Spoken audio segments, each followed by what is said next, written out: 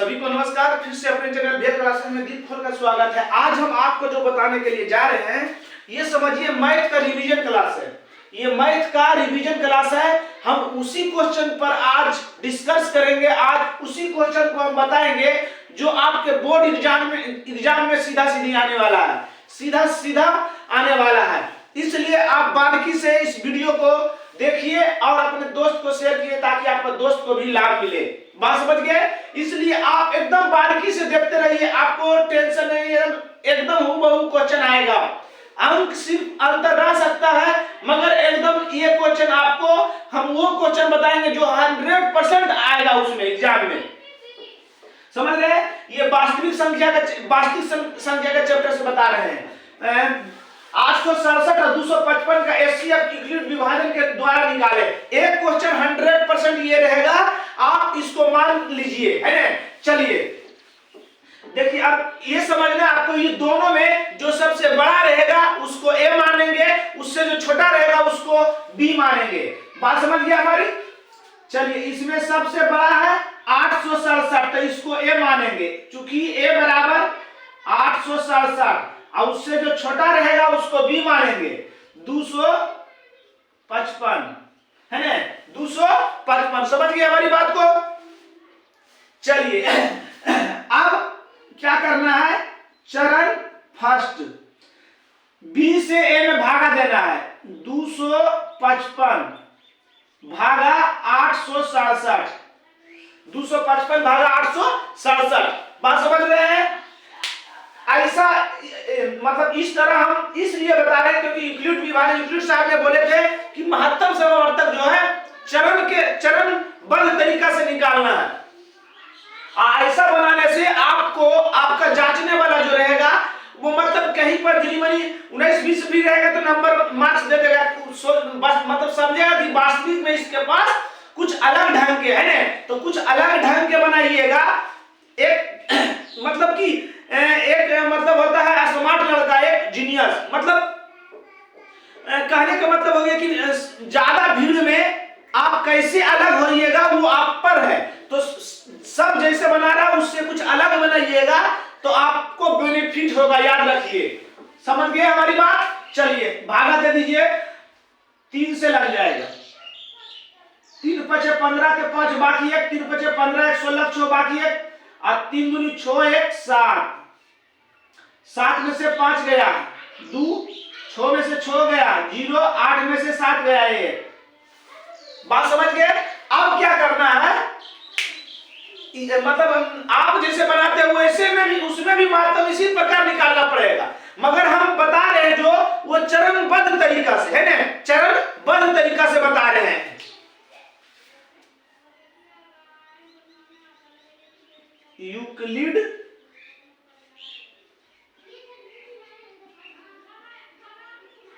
विभाजन एल्गोरिदम से। यूक्लिड विभाजन एल्गोरिदम क्या बोले थे?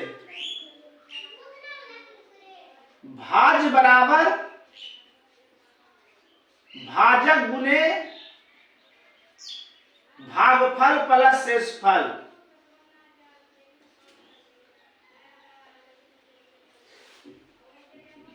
भाजक 867 भाज 255 भागफल 3 शेषफल 102। ये हम तब तक करते रहेंगे जब तक कि शेषफल का मान 0 ना आ जाए। तब तक करते रहेंगे जब तक कि शेषफल का मान 0 ना आ जाए, है ना। तो शेषफल क्या आया है, इसलिए r not equal to 0, r का मान 0 के बराबर नहीं है। बात समझ गए?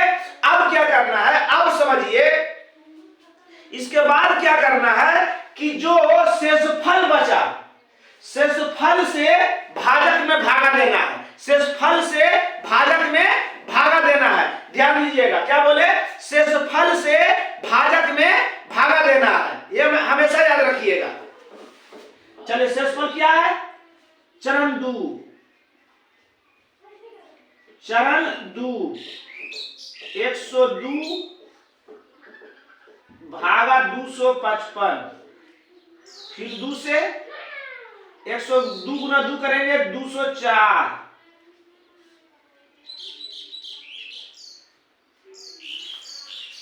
फिर आया, फिर लिखेंगे यूक्लिड विभाजन एल्गोरिदम,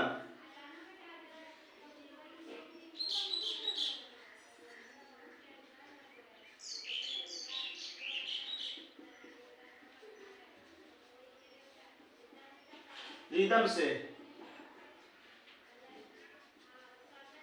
भाज बराबर भाजक गुने भागफल प्लस शेषफल, 255 है ना, जो बीच में रहता है उसको भाज होता है, जिससे भागा देते हैं भागफल भाजक होता है, और जो उत्तर आता है वो भागफल, अगर नीचे बचता है वो शेषफल। यहां भी r के मान 0 नहीं आया, तो r नॉट इक्वल टू 0। ठीक है, बहुत अच्छा।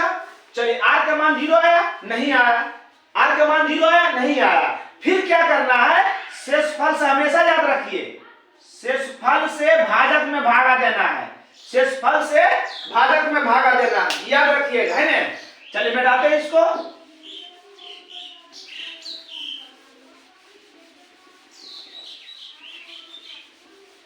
चलिए चरण ही हो गया 3, चरण हो गया 3, फिर शेषफल कितना है 51, भागा किसमें देना है 102 में। चलिए भागा दीजिए, 51 दूना 102, कटम कुट्टी कटम कुट्टी कटम कुट्टी, है ना। यूक्लिड विभाजन एल्गोरिदम से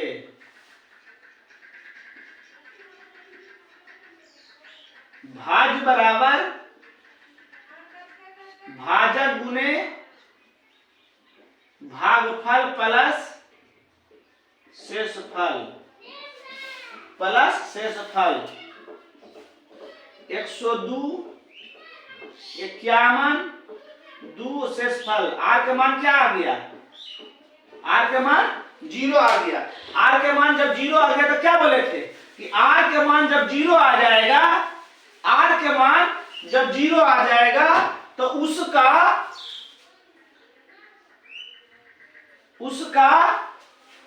भाजक उसका महत्तम समवर्तक होगा। क्या होगा, महत्तम समवर्तक, मतलब ये हमारा महत्तम अर्थात भी महत्तम समवर्तक हो जाएगा। अब लिख देंगे अतः 867 और 255 का HCF 51 होगा, 51 होगा। इस टाइप से रेखांकित कर देंगे, चिन्हित कर देंगे ना, या इस तरह से घेर दोगे तो और अच्छा रहेगा। मतलब जितना सुविधा से उनको जांचने वाले को उनके सामने प्रस्तुत करें, रखिए, समझ गए। ये क्वेश्चन आएगा बाबू एकदम 100%, समझ गए। हम ये तब तक करते रहे जब r का मान 0 आ जाएगा तो उसका बराबर के बाद वाला भाजक, है ना, भाजक मतलब b महत्तम समवर्तक हो जाएगा। चलिए अगला क्वेश्चन देखिए, अगला क्वेश्चन देखिए, HCF 306 और 657 का 9 है, तो इसी दोनों संख्या का एलसीएम निकाले।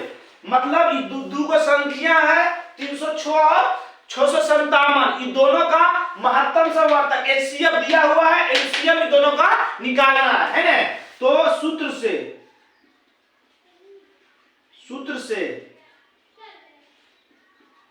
दोनों संख्या का गुणनफल, दोनों संख्या का गुणनफल बराबर LCM गुना HCF।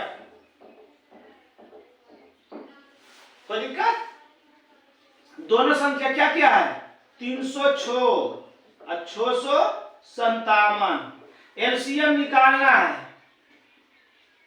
एचसीएफ दिया हुआ है 9, ये 9 गुना में हिस्सा रहेगा तो भागा में।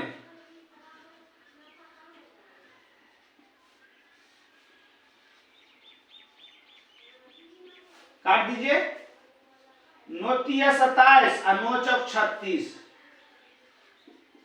34 गुना 657 है ना, गुना करके लिख दीजिएगा। इसलिए एलसीएम बराबर इन दोनों का जो गुना करके आएगा लिख दीजिएगा। समझ गए। अगला क्वेश्चन, सूत्र खाली याद रखिएगा। सूत्र डायरेक्ट सूत्र भी पूछ लेता है, डायरेक्ट सूत्र भी पूछ लेता है प्रश्न में। चलिए अगला क्वेश्चन देखिए। किसी विषम धन पूर्णांक को 6m + 1 6m 2 6m 5 के रूप में लिखा जा सकता है। विषम रहे सम रहे सब उसी टाइप से बनाएंगे, याद रखिएगा, है ना। सब को उसी टाइप से बनाना है, हमेशा याद रखिएगा। चलिए विषम पूर्णांक दिया हुआ है तो मान लेंगे हम। माना कि विषम धन पूर्णांक ए, विषम धन पूर्णांक को क्या माने ए। यहां पर याद रखिएगा जो लिखा हुआ रहेगा उसको क्या मानना है बी, है ना। अब बी बराबर 6, बी बराबर जो भी निकल रहेगा यहाँ पर 5 लिखा रहेगा तो बी बराबर 5, 8 लिखा रहेगा तो बी बराबर 8, 2 लिखा रहेगा बी बराबर 2, याद रखिएगा। हमें समझ गया हमारी बात। चलिए शेषफल को r से इंडिकेट करते हैं ना। शेषफल को r से इंडिकेट करते हैं। 0 1 2 3 4 5 6 लिख दिए। चरण फर्स्ट, चरण फर्स्ट, चरण फर्स्ट, चरण फर्स्ट। ये इसको कैसे निकालना है। विभाजन एल्गोरिदम परिमेका से, विभाजन एल्गोरिदम परिमेका से निकालना है बाबू। विभाजन एल्गोरिदम परिमेका से, विभाजन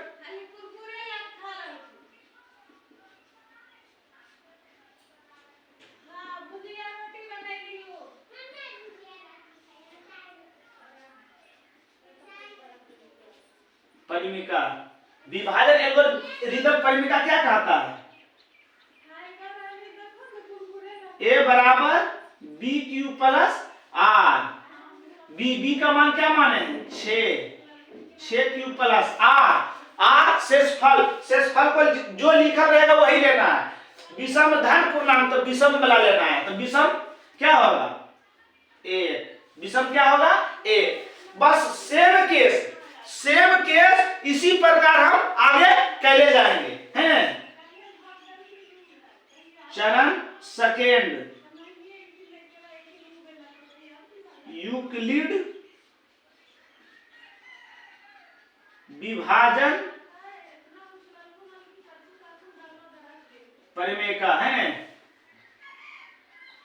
ए बराबर b q plus r, b के मान 6, क्यू प्लस आर, आर के मान की लेना अभी 3।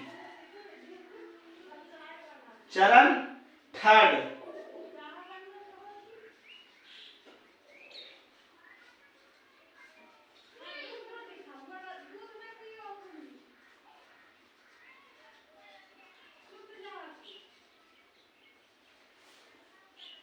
इसलिए ए बराबर b q plus r, b के मान 6, क्यू आर को की मानना है 1 3, अभी क्या मानेंगे 5, 1 3 5।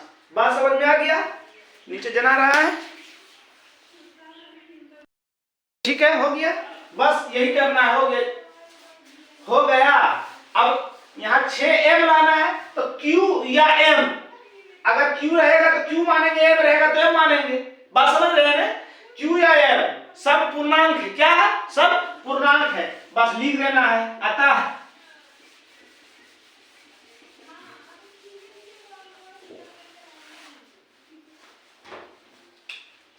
अतः किसी विषम धन पूर्णांक को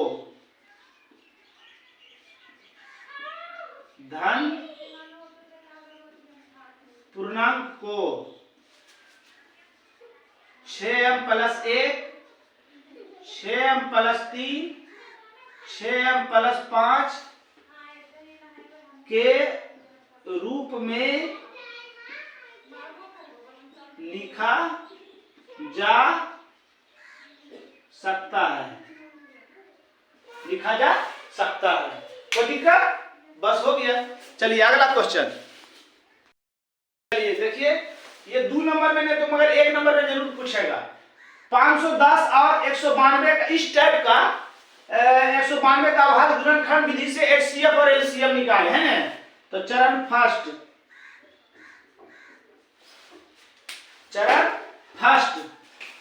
510 गुणनखंड कर दीजिए 2 से, 2 दूनी 4, 2 पचे 10, 2 पचे 10, 5 पचे 3 से, 3 8 24, 3 पचे 15, 5 से, 5 एकम 5, 5 7 35,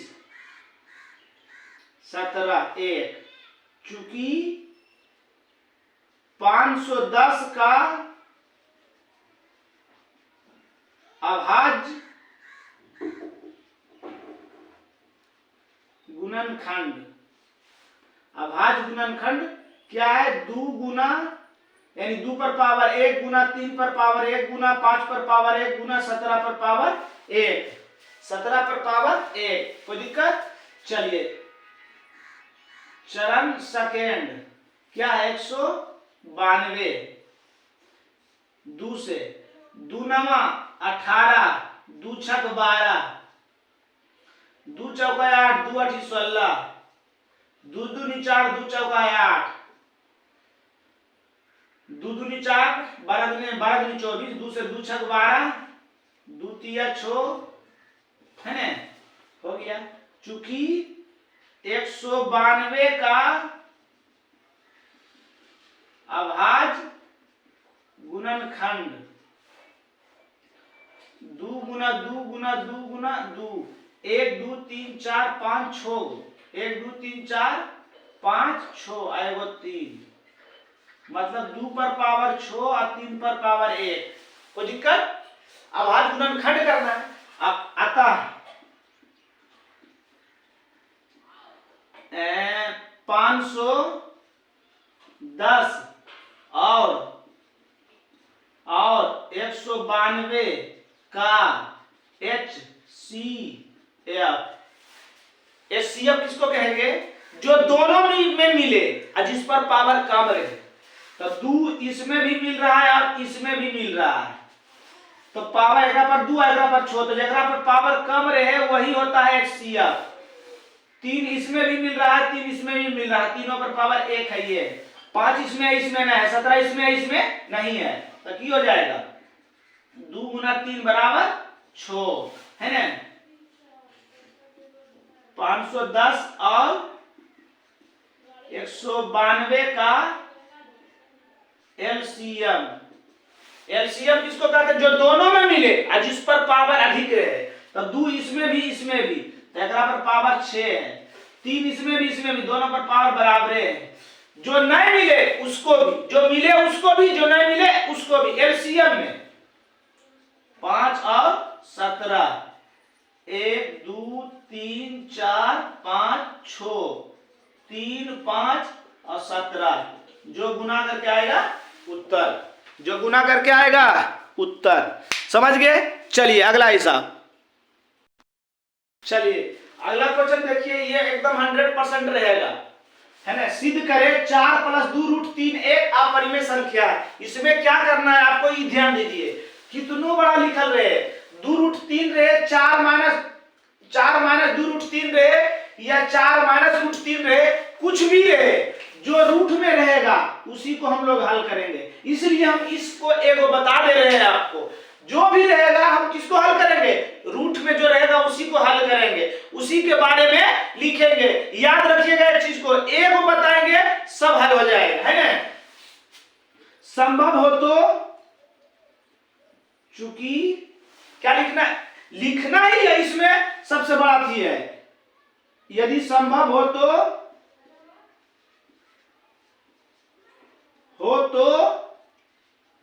माना कि √3 जो रूट में रहेगा उसी को हल करेंगे। एक परिमेय संख्या है। इसको लिखने का ढंग अलग अलग भी लिख सकते हैं। माना लिखोगे, संभव हो तो माना कि √3 परिमेय संख्या नहीं, एक जब परिमेय संख्या नहीं रहेगा, सॉरी आप परिमेय संख्या नहीं है तो क्या रहेगा, परिमेय संख्या हम डायरेक्ट लिख दिए, माना कि परिमेय संख्या है, परिमेय संख्या है, सॉरी परिमेय संख्या है। माना यदि संभव हो तो माना कि √3 एक परिमेय संख्या, जबकि कह रहा है क्या, परिमेय, मगर मानना है आपको उल्टा, मानना है उसको उल्टा। समझ गए हमारी बात को, अच्छी तरह से समझ में आ गई आपको। इसको लिखने का एक और ढंग बता देते हैं। यदि संभव हो तो माना कि √3 एक अपरिमेय संख्या नहीं है, अपरिमेय संख्या नहीं है तो परिमेय संख्या है। क्या होगा, जब अपरिमेय नहीं रहेगा तो क्या होगा, परिमेय संख्या। कोई दिक्कत इसमें? चलिए परिभाषा से,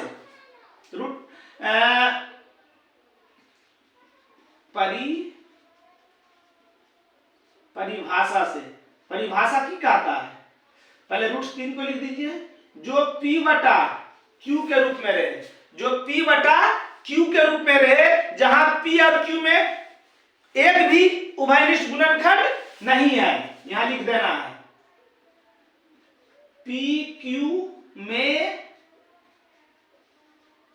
एक भी उभयनिष्ठ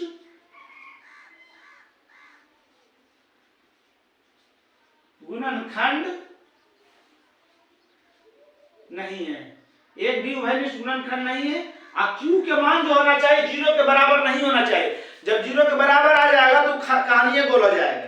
Q के मान जो होगा बाबू 0 के बराबर नहीं होना चाहिए। ठीक, समझ गया हमारी बात, लिखा गया। अब दोनों ओर वर्ग करने पर, दोनों ओर वर्ग करने पर, याद रखिएगा, बार बार बोल रहे हैं, जितना बड़ा लिख रहे, जो रूट में रहेगा उसी को हल करना है।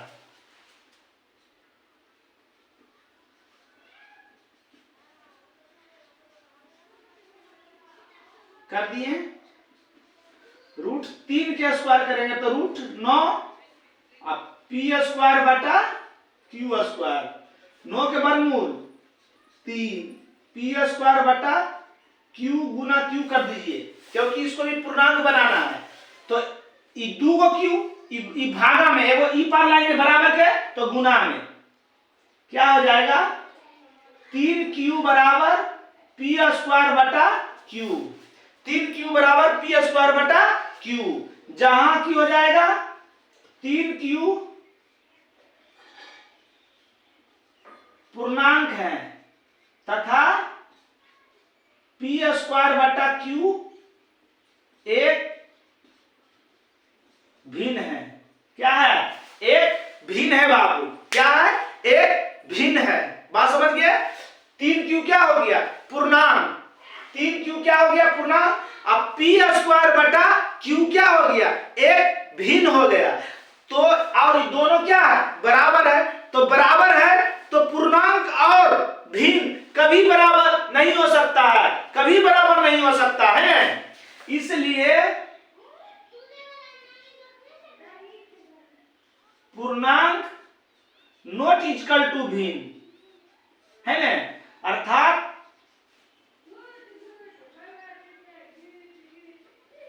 Q not equal to P² बटा Q, 3Q not equal to P² बटा Q। अब यहां की लिखना है, यहां विरोधाभास है, यहां विरोधा हट जाएगा,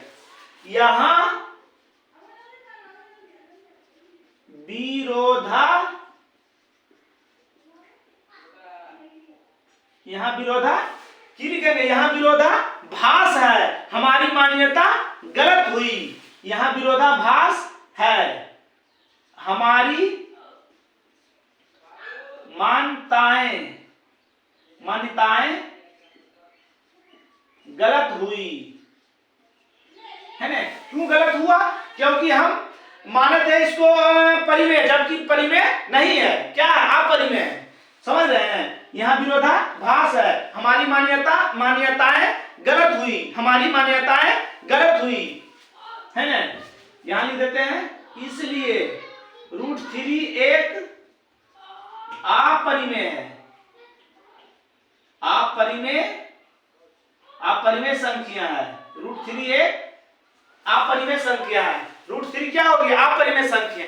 अब क्या करना है? इतना तो सब में √3 दे दे, 2 + √3 दे दे, 2 + 3 या 5 √3 दे दे, कुछ भी दे दे उसके साथ ऐसे इतना हल कर देना है। अब क्या करना है? इसके बाद क्या करना है वो समझिए, है ना। इतना सिद्ध कर दिए, अब लिखना है, चूंकि हम जानते हैं कि किसी भी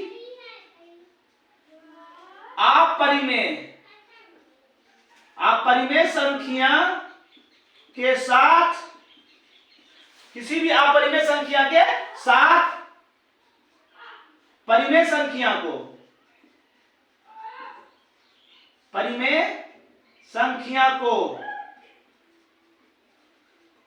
जोड़ने, घटाने तथा गुना करने पर अपरिमेय होता है ना। किसी भी अपरिमेय संख्या के साथ परिमेय संख्या को जोड़ने पर, घटाने पर, गुना करने पर अपरिमेय होता है ना। इसलिए आप पूरा लिख दीजिए, 4 + 2 √3 एक अपरिमेय संख्या है। PROVD। कोई दिक्कत? समझ में आ गया आपको? बस इतना जो है सब में लिख दीजिएगा। इतना लिख के ई जो है उसके बाद लिखिएगा। अगर सिंगल रहेगा, √3 खाली रहेगा, √2 रहेगा, तो यहाँ पर प्रूव कर दीजिएगा। बात समझ में आ गई आपको? किसी तरह का प्रॉब्लम? No problem. चलिए अगला क्वेश्चन देखिए। देखिए एक नंबरिया बता देते हैं इस चैप्टर का, मतलब इस चैप्टर से झंझट खत्म कर देते हैं आपको। इस चैप्टर बढ़िया से वीडियो देख लीजिएगा, एक नंबरिया, लघुत्तरीय और ऑब्जेक्टिव सब बन जाएगा।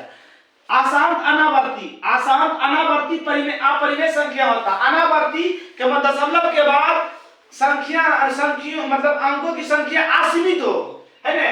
2.52 ... कहां तक असीमित है ना। तो ये क्या होता है? अपरिमेय संख्या, जिसको अशांत अनावर्ती कहते हैं। अशांत आवर्ती परिमेय संख्या होता है जिस पर आवर्त ऊपर में रेखा रहे या बिंदु रहे। जैसे ये बता दिए 2.52 है ना, 3.9 है ना। जिस संख्या पर आवर्त रहता है उस संख्या को बार बार दोहराया कर लिख सकते हैं। बात समझ रहे हैं? फिर से ध्यान दीजिए, आवर्त जिस पर रहेगा वो परिमेय, और जिस पर आवर्त नहीं रहेगा वो अपरिमेय। समझ रहे हैं? पहला और मतलब इसको दो तरह से पूछता है। एक तरह से इस तरह से पूछेगा, और एक तरफ से कहेगा कि कौन शांत और कौन अशांत है ना। तो शांत जो है पकड़ने का 2 रीजन है। एक भाग विधि होता है और एक जो होता है हरों का गुणनखंड करने के बाद 2 और 5 आए तो शांत होता है। जैसे दोनों बता देते हैं। 7 पर पावर अगर 10 रह जाए, है ना, तो 7/10 को तोड़ देंगे, 5 दूनी 10, ये शांत होगा। क्या होगा? शांत होगा। छोटा सा बता दिए हैं। कहने का मेरा मतलब हो गया, जिस हर का गुणनखंड, नीचे वाला का गुणनखंड करना है, हर का गुणनखंड 2 आए या 5 आए, खाली 2 आए या खाली 5 आए या 2 5 दोनों आए तो शांत होगा। क्या होगा? शांत होगा। और 2 के साथ कुछ भी रह जाए अशांत, 2 5 के साथ कुछ भी आ जाए अशांत। 7/12 तो 7/2 दूनी 4 तिया 12, ये क्यों हो गया? अशांत हो गया। क्या हो गया? अशांत। इसके 2 के साथ क्या आ गया? 3 आ गया, है ना, अशांत। और एक विधि होता है, अब जैसे भागा दे देंगे 8 8 से दे देंगे 5 में, 8 से 5 में दे देंगे, दशमलव 0, 8 छक 48, 2 0, 8 दूनी 16, 4 0, 8 पचे 40, है ना। की हो गया? शांत हो गया। क्या हो गया? शांत। दशमलव के बाद अंकों की संख्या सीमित हो, दूर है, दशमलव के बाद 2 अंक आवे, 1 अंक आवे, 3 अंक आवे, 4 अंक आवे, मतलब सीमित रहेगा, असीमित डॉट डॉट नहीं लिखा रहेगा, तो शांत हो जाएगा। शांत को समझ गए? शांत को कैसे पकड़ना है? हर का गुणनखंड करने के बाद 2 आवे, केवल 5 आवे या 2 5 दोनों आवे तो शांत। इसके अलावा कोई भी आ गया तो अशांत हो जाएगा। दशमलव के बाद भागा देने के बाद दशमलव के बाद नहीं कटेगा, की होगा? अशांत, कट जाएगा, उसको शांत कहेंगे। शांत शांत का झंझट खत्म हो गया। चलिए अगला क्वेश्चन आगे देखिए। चलिए देखिए, एक परिमेय एक अपरिमेय है ना, परिमेय अपरिमेय, परिमेय और अपरिमेय, जिसका वर्गमूल निकल जाए वो परिमेय और जिसका वर्गमूल ना निकले वो अपरिमेय। अब कह रहे हैं इनमें कौन परिमेय है? तो 2 का वर्गमूल नहीं निकलेगा तो ये क्यों हो जाएगा? अपरिमेय हो जाएगा। क्या हो जाएगा? अपरिमेय। √3 का वर्गमूल नहीं निकलेगा, क्या हो जाएगा? अपरिमेय। 2 के वर्गमूल नहीं निकलेगा तो अपरिमेय। 8 के वर्गमूल नहीं निकलेगा, अपरिमेय। नहीं, इसको हल कीजिएगा, इस टाइप को फंसाने के लिए आपको दे देगा, याद रखिएगा, इस टाइप को फंसाने के लिए दे देगा। ये भी कहेगा कि 2 परिमेय संख्या के बीच में कितना परिमेय संख्या हो सकता है, तो इनफिनिट, अनंत। 2 अपरिमेय संख्या के बीच में कितना परिमेय संख्या हो सकता है? अनंत। ये दोनों बात याद रखिएगा। 2 परिमेय संख्या के बीच में कितना परिमेय होगा? अनंत। 2 अपरिमेय संख्या के बीच में कितना अपरिमेय होगा? अनंत, है ना। तो जहां नीचे रूट रहे तो उसको हल करके देखिएगा। तो 3√8 बटा 3√8, 3 के 3 9, 8 8 दूनी 16, 3 तिया 9, 8 सॉरी 8 दूनी 16, 8 ही 8 64, 3 8 16 का वर्गमूल 4, 9 और 64 का वर्गमूल 8। बात समझ गए? है ना। ये परिमेय हो जाएगा, काट दिए। 3 तिया 9, 2 4 दूनी 8, 1/6 आ जाएगा। ये क्या हो गया? परिमेय हो गया। तो इस टाइप का क्वेश्चन रहेगा जो पक्का, वो आप हल कर लीजिएगा। समझ गए हमारी बात? चलिए आगे देखिए। देखिए इस टाइप का क्वेश्चन है वो रहेगा, परिमेय संख्या। ये क्वेश्चन है आपका 1.435 और 3 और 5 परावर्त है। इसको कहेगा परिमेय संख्या में बदले। तो परिमेय संख्या बराबर कुल संख्या, कुल माने सब 1 4 3 5 7 घटाओ अनावर्त, अनावर्त माने जिस पर आवर्त ना रहे। तो किस पर आवर्त ना है? ये दोनों पर नहीं आवर्त है ना। बटा दशमलव के बाद अंकों की संख्या, दशमलव के बाद 1 2 3 अंक है, घटाओ 10 पर पावर दशमलव के बाद अनावर्तों के अंकों की संख्या। दशमलव के बाद 3 अंक है और 3 गो पर अनावर्त, मतलब जेकरा पर आवर्त ना रहे तो को गो पर है? 1 गो पर नहीं है। को गो पर है? ये 2 गो पर तो है, इस पर नहीं है। ये 2 गो पर है, नो एक पर नहीं है। अब घटा दीजिए, 5 में से 4 गया 1, 3 में से 1 गया 2, 4 के 4 रो 1 के 1 को, 10 पर पावर 3 के मतलब 1000 बटा 10, 4/990। काट दीजिएगा, काट के उत्तर आएगा। ये आपका उत्तर हो गया। समझ गए? फिर से समझिए, कुल संख्या सभ्य अनावर्त, जेकरा पर आवर्त नहीं है तो 14 पर अनावर्त नहीं था। 10 बटा दशमलव के बाद अंकों की संख्या, दशमलव के बाद 1 2 3 अंक, 3 अंक दे दिए। दशमलव के बाद अनावर्तों के अंकों की संख्या, दशमलव के बाद 3 अंक है। अब 3 गो में 2 गो पर आवर्त है तो 1 के ऊपर नहीं आवर्त है तो पावर 1 दे दिए। चलिए अगला क्वेश्चन। चलिए अगला क्वेश्चन है 32 के अभाज्य गुणनखंड में 2 की घात लिखना है ना। 32 में तो इसको 48 कर दीजिए। 48 में 48 का अभाज्य गुणनखंड करना था। 48 का अभाज्य गुणनखंड कीजिए। 2 से 24, 2 से 12, 2 से 6, 2 से 3 किया गया। 2 गुना 2 गुना 2 गुना 2 गुना 3, 2 पर पावर 4 और 3 पर पावर 1। अब घात किसका पूछ रहा है? 2 का। अतः 2 का घात, घात बने पावर, क्या हो जाएगा? 4 हो जाएगा। क्या हो जाएगा बाबू? 4 हो जाएगा। समझ गए? समझ गए अच्छी तरह से? अगला क्वेश्चन एकदम रहेगा इस टाइप का क्वेश्चन। चलिए 2 सह अभाज्य धन पूर्णांक, सह अभाज्य धन पूर्णांक किसको कहेंगे?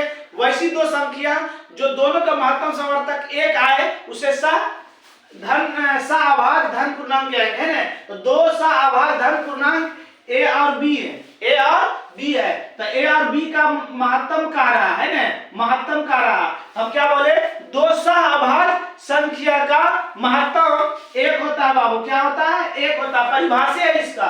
लघुत्तम में क्या हो जाएगा, दोनों अलग अलग है, अलग अलग है, तो दोनों का गुणनफल ए गुना बी।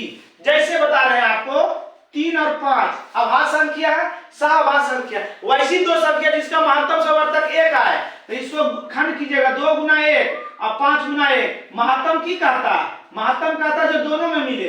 तो एक के ना दोनों में मिल रहा है और मिल रहा है, 5 भी उसमें है तो उसमें नहीं है, इसमें है 3 तो उसमें 3 नहीं है ना। लघुत्तम की हो जाएगा दोनों का गुणनफल, 5 तिया 15, 5 तिया 15। बात समझ में आ गया। दो सह संख्या का महत्तम समवर्तक एक और लघुत्तम समवर्तक दोनों का गुणनफल कर दीजिएगा, समझ गए। और एक चीज और पूछेगा, सबसे छोटी अभाज्य संख्या, सबसे छोटी अभाज्य संख्या 2 हो जाएगा, सबसे छोटी अभाज्य संख्या 2 और सबसे छोटी भाज्य संख्या 4 होगा, सबसे छोटी भाज्य संख्या 4 होगा, समझ गए। बात समझ में आ गया। सबसे छोटी अभाज्य संख्या, इसको याद रखिएगा, सबसे छोटी अभाज्य संख्या 2, सबसे छोटी अभाज्य संख्या 2, अभाज्य संख्या सबसे छोटा 4। बात समझ में आ गया हमको, हमारी बात समझ में आ गया।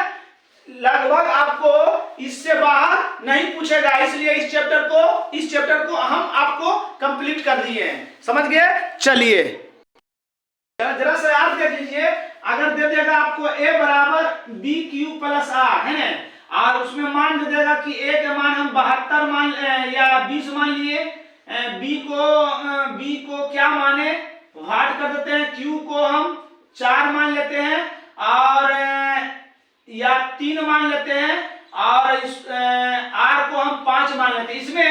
इसमें से 1 2 3 4 चारों में से कोई एक के मान गायब रहेगा और 3 के मान दिया हुआ रहेगा। तो जैसे a के मान 20 है तो 20 और b के मान निकालना है, q के मान क्या है 3, r के मान 5 है। तो इसको हल कीजिए, यहाँ पर क्या बैठा है कि इसको गुना करने पर, इसको जोड़ने पर 20 आ जाए, है ना। यहाँ पर 3 है तो 3 यहाँ पर 5 है, तो b के जगह पर क्या गुना करें 3 में कि हम इस मतलब 5 जोड़ने पर 20 आ जाए। तो यहाँ पर अगर 5 रख देते तो 5 तिया 15 5 20, b के जगह पर किया जाएगा 5 आ जाएगा। इस टाइप का भी क्वेश्चन रहेगा एगो, आपको इस टाइप का क्वेश्चन भी रहेगा। चलिए आज का क्लास यही समाप्त हुआ। वास्तविक संख्या छूमंतर। जय हिंद।